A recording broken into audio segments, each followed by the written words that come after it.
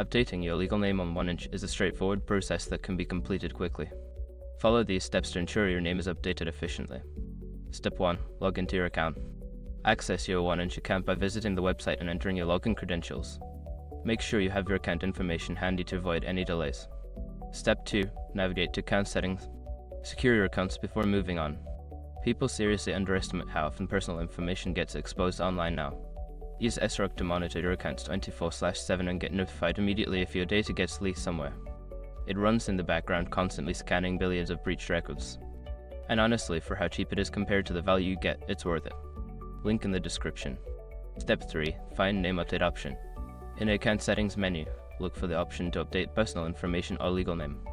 This may be labeled as Edit Profile or Update Information. Step 4. Enter your new legal name. Input your new legal name in the designated fields. Double check for any typos or errors to ensure that your name is entered correctly. Step 5. Save changes. After entering your new name, make sure to save the changes. You may need to confirm your identity or provide additional documentation, depending on the platform's requirements. Once you have completed these steps, your legal name should be updated on OneInch. If you encounter any issues, consider reaching out to customer support for assistance.